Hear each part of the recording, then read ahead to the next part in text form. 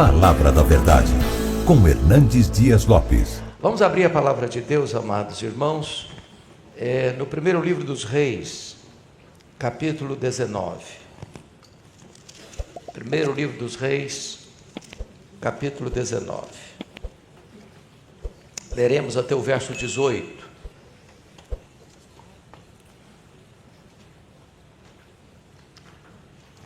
Está escrito: Acabe fez saber a Jezabel tudo quanto Elias havia feito e como matara todos os profetas à espada. Então Jezabel mandou um mensageiro a Elias a dizer-lhe: Façam-me os deuses como lhes aprouver, se amanhã, a estas horas, não fizer eu a tua vida como fizeste a cada um deles. Temendo, pois, Elias, levantou-se para salvar sua vida, se foi, e chegou a Berseba, que pertence a Judá. Ali deixou o seu moço.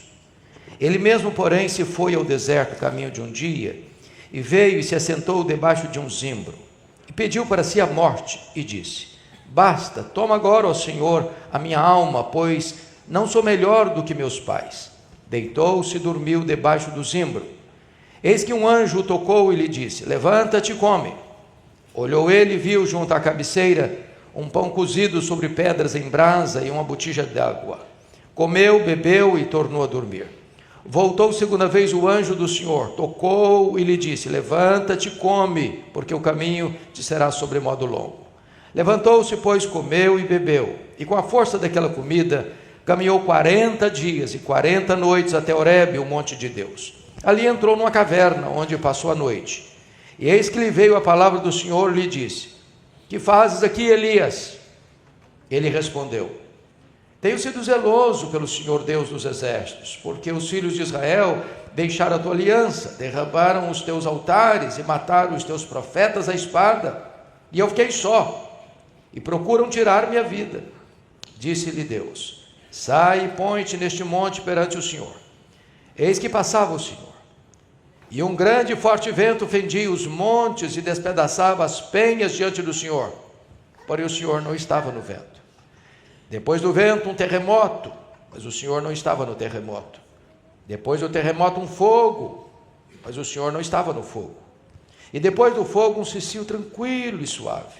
Ouvindo Elias, envolveu o rosto no seu manto e saindo, pôs-se à entrada da caverna. Eis que lhe veio uma voz e lhe disse: Que fazes aqui, Elias?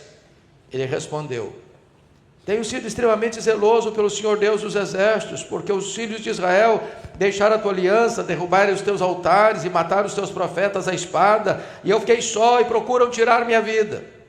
Disse-lhe o Senhor: Vai, volta o teu caminho para o deserto de Damasco, e em chegando lá unge Azael rei sobre a Síria, a Jeú filho de Nissi ungirás rei sobre Israel, e também Eliseu filho de Safate, de Abel-Meolá ungirás profeta em teu lugar. Quem escapar à espada de Azael, Jeú matará. Quem escapar à espada de Jeú, Eliseu matará. Também conservei em Israel 7.000, todos os joelhos que não se dobraram a Baal, e toda a boca que o não beijou. Até aqui. Meus amados, eu quero tratar com vocês nesta manhã sobre o tema: como enfrentar a depressão. Como enfrentar a depressão. A Bíblia é um livro peculiar. A Bíblia é um livro honesto. A Bíblia não esconde as fraquezas dos heróis da fé. É por isso que a Bíblia diz que Elias era homem semelhante a nós. Depois de apresentar Elias em seu melhor momento, no capítulo 18, quando ele tem uma retumbante vitória sobre os profetas de Baal, os profetas de Azerá. Depois que Deus se revelou com fogo, e a nação grita em uníssono: Só o Senhor é Deus, só o Senhor é Deus. E ele sobe ao cume do Carmelo e ora por chuvas restauradoras, e elas descem. Agora, Elias nos é apresentado no seu pior estado, no capítulo 19. Elias está com medo. Elias está fugindo. Elias está querendo morrer. Elias está depressivo. Elias despenca das alturas excelsas aos vales mais profundos. As vitórias de ontem não foram suficientes para lhe dar garantia de sucesso no hoje. Talvez nós nunca sejamos tão vulneráveis como quando depois de uma grande vitória. O que aconteceu é que, apesar da retumbante vitória no capítulo 18, quando a nação grita só o Senhor é Deus, talvez Elias esperasse uma mudança de rumo em Israel. Talvez ele esperasse um gesto de humilhação, arrependimento de Acabe. Mas o que aconteceu foi exatamente o contrário. Em vez do rei se quebrantar, em vez da nação de fato se voltar totalmente para Deus, Acabe e Jezabel dobraram a aposta. E agora Elias está sentenciado de morte. Ele tem 24 horas para morrer. É a sentença de Jezabel. E diz a Bíblia que ele teme, que ele foge, que ele quer morrer. E morrer imediatamente. Então, eu gostaria agora de olhar esse tema em dois aspectos. Primeiro, vejamos as causas da depressão espiritual de Elias. Se olharmos o contexto, Elias tinha vivido 3 anos e meio sob fortes tensões. E depressão é viver debaixo de uma grande pressão. Alguém já disse, com certa razão, que depressão é excesso de passado, que estresse é excesso de presente e que a ansiedade é excesso de futuro. Pressão em Samaria, quando se apresenta Acabe para trazer palavra de juízo.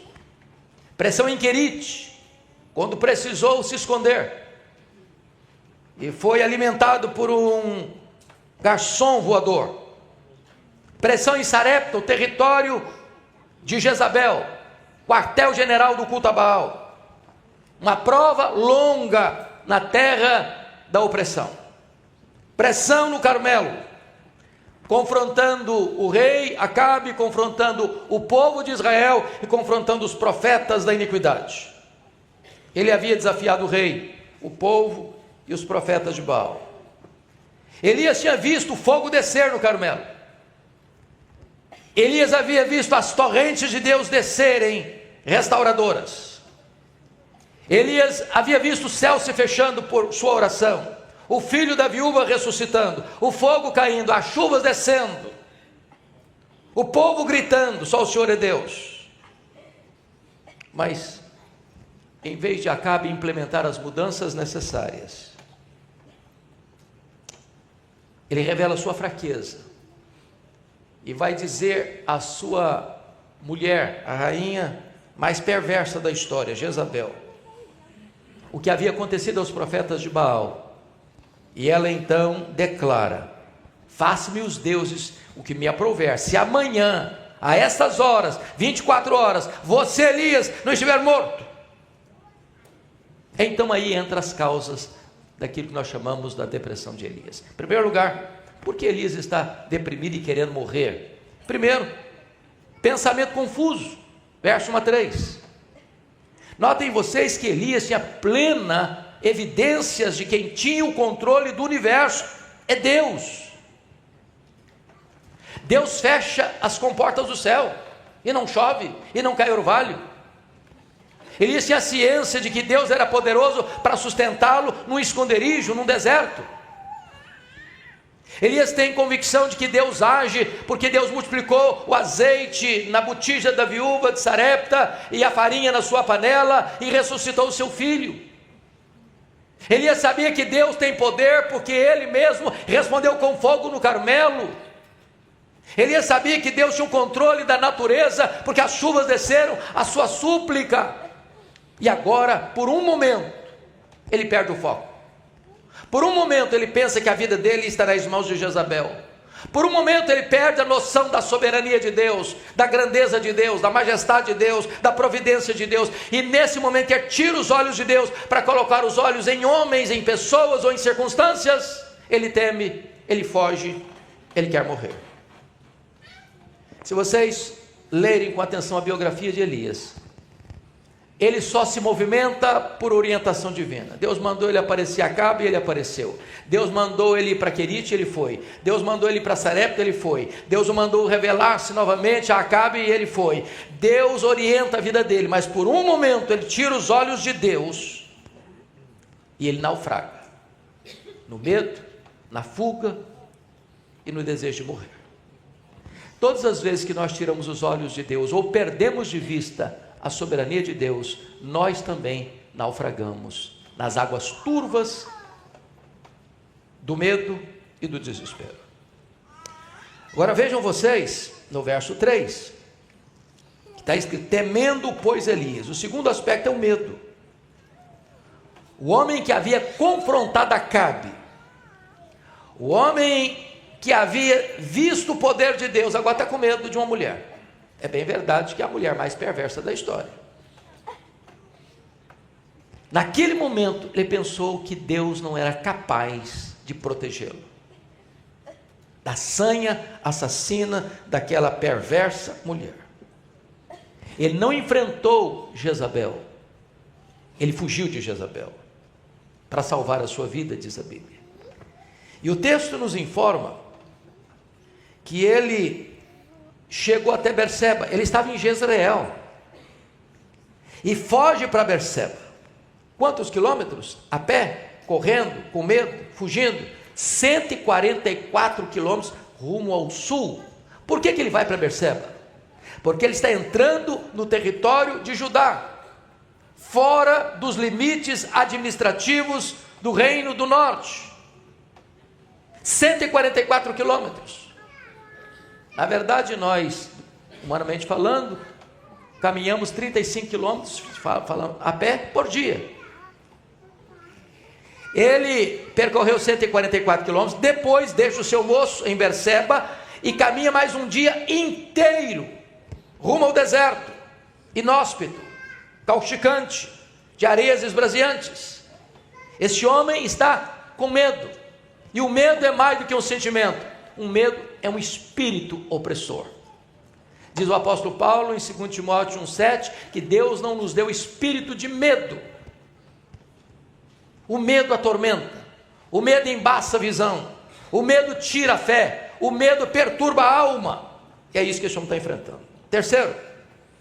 Terceira causa da depressão de Elias: afastamento de relacionamentos encorajadores. Diz o verso 3b que quando ele chega em Berseba, ali deixou o seu moço. Na hora que ele mais precisava de companhia, ele ficou só. Na hora que ele mais precisava de um ombro amigo, ele quis ficar na solidão. Entendamos isso, meus irmãos. A solidão não é um bom remédio para quem está lidando com depressão. Pessoas desencorajadas são pessoas solitárias. Quero lhe dizer que quando a crise chega, a solidão é uma péssima companhia. Se gente precisa de Deus, gente precisa de gente. Foi isso que o apóstolo Paulo expressou quando estava preso na masmorra mamertina, quando escreve para Timóteo: procura vir ter comigo depressa. Precisamos de amigos. Precisamos de alguém para quem abrir o coração, dividir as cargas e expor nossas fraquezas e angústias. É claro que estou falando de amigos. Nós temos muitos colegas, mas temos poucos amigos. Quem são seus amigos? Com quem você abre o coração? Com quem você divide as suas dores? Com quem você reparte as suas cargas? Com quem você abre o coração, sem medo de que essa pessoa vai puxar o seu tapete e apunhalar você pelas costas? Amigo é aquele que chega quando os outros se foram. Amigo é aquele que confronta você em particular e defende você em público. Amigo é aquele que compartilha com você suas alegrias e suas tristezas, está do seu lado em todos os momentos da sua vida. Elias entra num processo depressivo, porque quando ele mais precisava de ajuda, ele quis ficar sozinho. Quarta razão do esgotamento emocional de Elias. Versículo 4 nos informa: ele mesmo, porém, se foi ao deserto, caminho de um dia, veio e se assentou debaixo de um zimbro e pediu para si a morte. E disse: basta, toma agora, Senhor, a minha alma, pois eu não sou melhor do que os meus pais. E está vindo de longos embates, entre esconderijos e aparições, entre ameaças e perigos, em longas caminhadas e escassez de pão. Diríamos nós hoje que Elias está com um tanque emocional vazio. Ele está andando na reserva. Ele está fisicamente exausto, emocionalmente esgotado, debaixo de uma grande pressão, à beira de um colapso físico e emocional. Irmãos, quantos crentes, quantos líderes, quantos pastores hoje com burnout, com problemas emocionais graves, com esgotamento emocional, com pressões enormes. E nós não podemos desconsiderar isso, porque a nossa salvação não tira de nós a nossa humanidade, nem mesmo a nossa fraqueza. Quinta razão da depressão de Elias: desejo de morrer, versículo 4, ele está pedindo a morte. O que é curioso que no capítulo 18, ele está pedindo as chuvas restauradoras de Deus, para salvar a vida de uma nação. Agora ele está orando de novo, pedindo a sua morte. E ele dá o diagnóstico: eu quero morrer. E ele dá o prazo: eu quero morrer agora, é hoje, não posso mais viver, não quero mais viver. Mas não foi só ele não que pediu para si a morte. Moisés também, Jó também, Jeremias também, Jonas também. Paulo chegou ao ponto de dizer que em Éfeso ele chegou a um momento de desesperar-se da própria vida. Isso nos leva, irmãos, a refletir sobre um drama real na igreja brasileira e mundial. A quantidade de crentes, de líderes, de pastores que cometem suicídio. Quando uma pessoa diz eu quero morrer, ela não está dizendo eu quero morrer, ela quer viver. Mas quando ela chega a esse ponto de eu quero morrer, é porque ela olha o cenário e não vê saída, não vê uma porta, não vê uma janela de escape. E a angústia é tão grande, a dor é tão grande, o desespero é tão grande, a pressão é tão forte, que ela não vê sequer uma luz no fim do túnel. E quantas pessoas, crentes, que chegam a esse total esgotamento, a esse esvaziamento do tanque emocional, com os olhos espirituais turvos, embaçados, que chegam a ponto de consumar o próprio suicídio.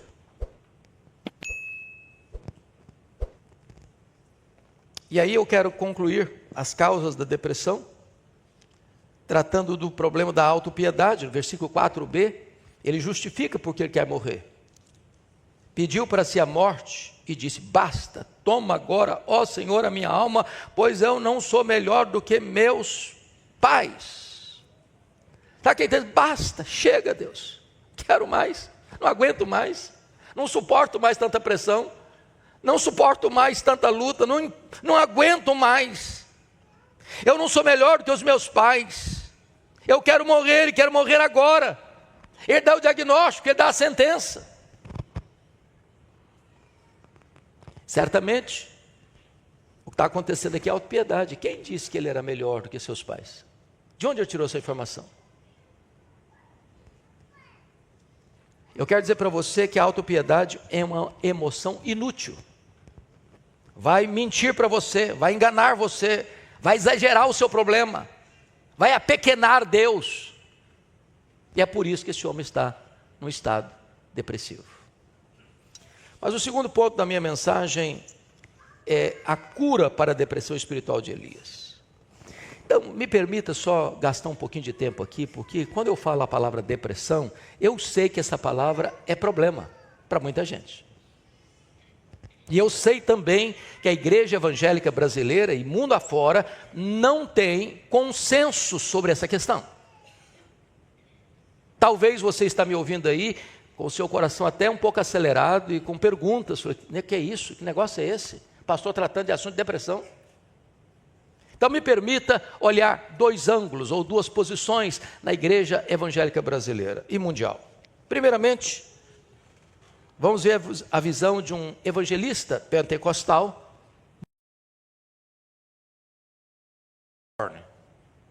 T.L. Osborne, nas suas obras, diz que depressão é demônio. Quando a pessoa está depressiva, para ele, essa pessoa está debaixo da influência, do ataque, da pressão de demônios. Não negamos a possibilidade de uma pessoa estar sofrendo e até entrando num processo depressivo por influência de espíritos malignos, pessoa que vive e convive com essa questão do ocultismo. Não negamos essa possibilidade. Mas o outro extremo, o outro ângulo, o outro lado, vem de um teólogo reformado, mundialmente considerado e conceituado. Qualquer seminarista dentro dos seminários presbiterianos, leia as suas obras, mormente Conselheiro Capaz, J. Adams. E ele afirma que depressão é pecado. E pode ser. É só você ler o Salmo 32, 38, 51, e você vai ver que Davi está vivendo um processo depressivo, por causa do pecado não confessado. Seus gemidos, suas lágrimas, seus ossos ardendo, alagando o seu leito com as suas lágrimas, a mão de Deus pesando sobre ele. Mas não é só o contexto bíblico que trata da questão de depressão, não. A história da igreja revela que homens santos de Deus enfrentaram depressão. Posso lhe citar Martinho Lutero. Posso lhe citar o missionário David Brainerd. Posso lhe citar o grande escritor que ficou preso 14 anos, John Bunyan. Posso lhe citar o poeta cristão William Cowper. Posso lhe citar o maior pregador do século XIX, o príncipe dos pregadores, Charles Haddon Spurgeon. Esses homens lidaram com depressão.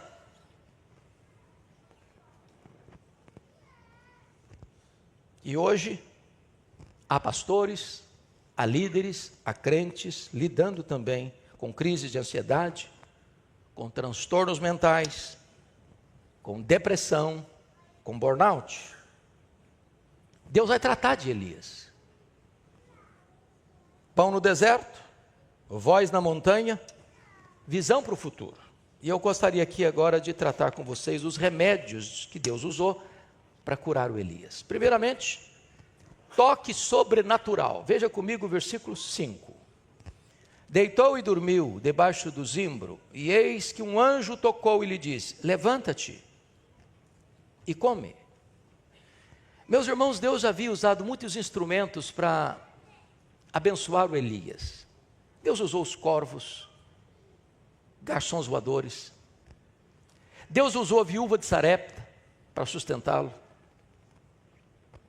Deus agora usa o toque de um anjo. Não para dar uma desfeita nele, ou para dar uma corrigida nele, uma exortada nele, mas para tocar e dizer: levanta-te e come. Eu chamo isso de mimo da graça de Deus. Os anjos têm um ministério tão lindo.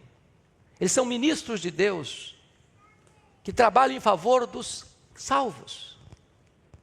E aqui Elias está experimentando um toque sobrenatural, um cuidado especial,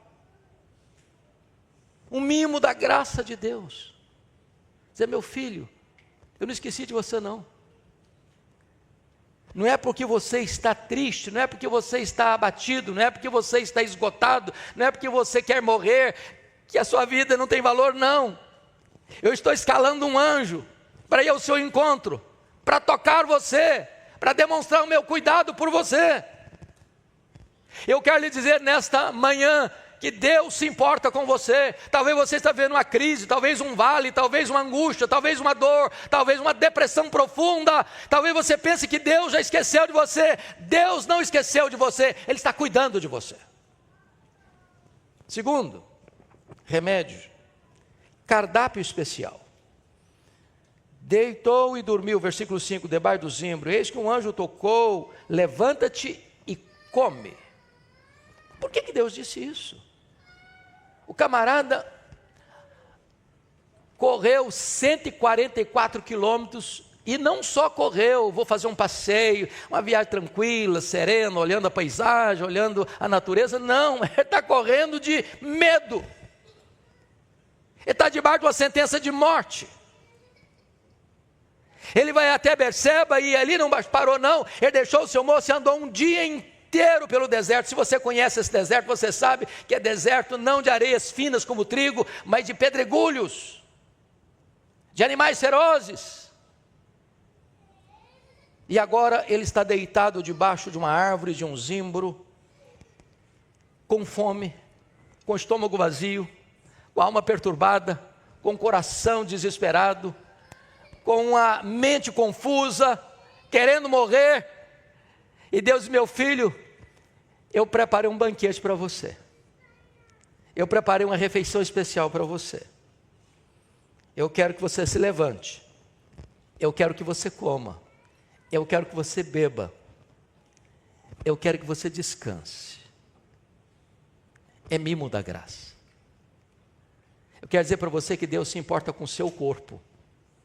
Que Deus se importa com a sua mente. Que Deus se importa com as suas emoções. Que você é precioso aos olhos de Deus. Terceiro remédio, versículo 6, sonoterapia. Olhou ele e viu junto à cabeceira um pão cozido sobre pedras em brasa e uma botija de água. Comeu, bebeu e tornou a dormir. Comeu, bebeu, dormiu.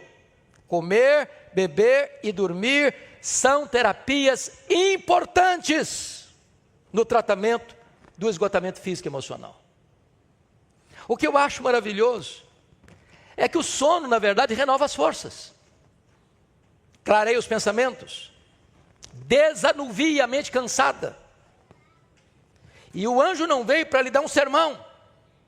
O anjo não veio para dizer: coragem, camarada, deixa de ser mole, deixa de ser frouxo, deixa de ser medroso, volta ao trabalho, vamos levantar logo. Não, não, não, não. Nenhuma bronca, nenhuma reprimenda, nenhuma exortação pesada. O anjo tocou e disse: meu filho, tirou a soneca. Tem muito tempo que você não come gostosamente o pão. Faz isso. É mimo da graça, é terapia divina, é terapia do céu. E Deus diz para ele: olha, você precisa comer, porque essa comida aqui é especial. Você vai comer agora e você vai ter forças sobrenaturalmente para caminhar 40 dias e 40 noites até Horebe. São 400 quilômetros. Quarto remédio para a cura dele: desabafo. Versículo 9 e 10 diz que ele se levantou e comeu e bebeu, e com a força daquela comida caminhou 40 dias e 40 noites até o monte de Deus em Horebe. E ali ele entrou numa caverna onde passou a noite, e lhe veio a palavra do Senhor e disse: que faz aqui, Elias? Todas as vezes que Deus faz essa pergunta para alguém: que fazes aqui? É porque a pessoa está no lugar errado, porque está fugindo da agenda de Deus. E é por isso que Deus perguntou depois a segunda vez: que faz aqui, Elias? E o que ele abre o coração é para quê? É para dizer: olha, eles estão matando os profetas por aí fora. Todo mundo abandonou a tua lei, só eu fiquei. Eu sou o único nessa nação que é fiel. mente confusa, desconhecimento da realidade, autoestima achatada, visão distorcida dos fatos. Mas o que é que Deus está fazendo para ele? Meu filho, vem aqui para fora, abre a caixa da ferramenta, destranca as câmaras do horror, põe para fora o que está atormentando você. Meus irmãos, o desabafo às vezes é um santo remédio. É um santo remédio. Às vezes nós estamos entupidos, às vezes nós estamos completamente congestionados por dentro, com tantos pensamentos confusos, com tantas ideias sem razão de ser. E se você perceber no versículo 15, Deus diz para ele assim: vai, volta ao teu caminho. Ele não voltava ao caminho porque a cabeça dele estava ruim, os sentimentos dele estavam confusos. Tem hora que você quer fugir mesmo. Deus diz: meu filho, não é fugir que você vai resolver o seu problema. Volta lá, volta ao caminho. Mas agora entendendo quem é você, entendendo qual é a circunstância, entendendo qual é a missão, entendendo qual é o propósito. Quinto remédio para curá-lo: confronto amável. Versículos 11 a 14, Deus disse para ele: olha, sai e põe-te neste monte perante o Senhor. E eis que passava o Senhor. Tinha um forte vento, tinha um terremoto, tinha um fogo, mas o Senhor não estava no vento forte, o Senhor não estava no terremoto, o Senhor não estava no fogo. Aí vem um vento suave, um sossio, tranquilo, e Deus estava nesse vento calmo e sereno. O que é que Deus está dizendo para Elias? Elias estava acostumado com grandes coisas, com ventos fortes, com terremoto, com fogo. Ele estava acostumado com coisas extraordinárias, com coisas espetaculosas, com fogo descendo do céu, com torrentes caindo do céu, com morto ressuscitando. E Deus disse: meu filho, se você pensa que eu sou ágil nos momentos grandiosos, você precisa entender que eu me manifesto nas coisas pequenas,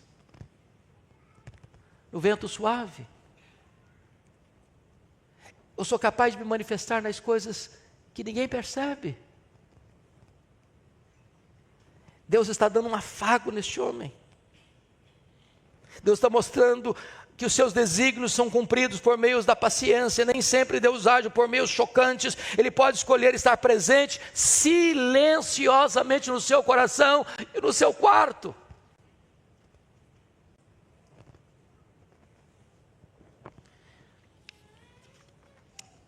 Mas eu termino. O último remédio para curá-lo é que Deus realinha o seu foco. Versículos 15 a 18. Então Deus disse para ele: vai, volta ao teu caminho para o deserto de Damasco, e em chegando lá você vai ungir um profeta em seu lugar, Eliseu. Por que o foco dele estava errado? Porque primeiramente o foco estava errado com relação ao passado. Quando ele diz: só eu fiquei, Senhor, diz: não, meu filho, você não está fazendo a leitura certa. Tem 7.000 que não se dobraram. A síndrome de Elias é um problema ainda hoje. Tem gente que acha que só ele está certo, só ele vai para o céu, só ele é fiel a Deus. E Deus diz: não, meu filho, tem gente que você não conhece, que é fiel, que não se curvou, que não se dobrou a Baal. Eu tenho gente que você nunca viu, que anda com Deus, que anda comigo. Corrigiu o foco do passado. Mas agora Deus corrige o foco do presente. Quando ele diz: eu quero morrer, me mata, Senhor, não quero mais viver, basta, chega, eu não sou melhor do que os meus pais. Deus: ah, meu filho, você nem sabe o plano que eu tenho para você. Você quer morrer? Nem morrer você vai. pela morte. Seus pensamentos estão tão confusos, que o milagre que eu vou fazer na sua vida, eu só fiz uma vez, talvez nunca mais vai acontecer de novo. Eu vou trasladar você para o céu, sem você passar pela morte. Terceiro lugar, Deus corrige o foco do futuro. Elias achou que acabou o ministério, acabou, não tem mais nada para mim, eu só tenho passado, eu não tenho presente que quer morrer, e futuro eu não tenho mesmo. Deus, não, meu filho, seu ministério não acabou não. Você ainda vai ungir um rei na Síria, você ainda vai ungir um rei em Israel. Não acabou. Por que Deus está dizendo isso? Ungir um rei na Síria, ungir em Israel, ungir um profeta no lugar. Porque esses três elementos, Azael, Jeú e Eliseu, são os três instrumentos que Deus vai levantar para destruir esta perversa dinastia de Acabe. Ele está com medo de Jezabel? Ele acha que Jezabel vai matá-lo? Ele acha que Jezabel está no controle? No controle está Deus. E no tempo de Deus, essa família vai cair. Essa dinastia vai acabar. O juízo de Deus virá sobre essa ímpia família. E então, Deus está dizendo, meu filho, eu cuido de você. Eu cuido das circunstâncias que ameaçam você. Esse é o nosso Deus. Aqueles que zombam de Deus vão perecer. Eu quero terminar ilustrando isso. Eu acho que todos vocês acompanharam o que aconteceu no dia 5 de janeiro deste ano. 82ª edição do Globo de Ouro, no Beverly Hilton, em Los Angeles. Lá estava a nata do mundo artístico dos Estados Unidos. Atores e atrizes, não só americanos, mas de outros lugares do mundo. A cerimonialista fez referência às citações pelos laureados, a mãe, o colaborador, o mestre de cerimônia. Mas naquela cerimônia, nenhuma das pessoas laureadas e premiadas fez sequer uma menção de Deus, o Criador do universo. E a cerimonialista, então, tentando escarnecer um pouco mais, disse, nenhuma surpresa para uma cidade sem Deus. Isso provocou risadas e gargalhadas dos atores e atrizes ali em Los Angeles. 2 dias depois, dia 7 de janeiro deste ano, houve um terrível e devastador incêndio atingindo a cidade de Los Angeles e transformou em cinzas dezenas e dezenas de mansões multimilionárias de atores e atrizes que estavam naquele hotel recebendo aquele prêmio, escarnecendo do fato, nenhuma menção do nome de Deus, nenhuma surpresa para uma cidade sem Deus. De Deus não se zomba. Aquilo que o homem semear, isso ele também ceifará. Deus está dizendo para Elias, Elias, você não vai morrer nas mãos de Jezabel. Eu vou levar você para o céu. Mas essa família ímpia vai ter que acertar as contas comigo. E essa família vai perecer. Este é o seu Deus, que cuida dos seus, que restaura os seus, e que exerce juízo sobre aqueles que se levantam contra Deus e contra o seu povo. Que Deus nos ajude. Amém.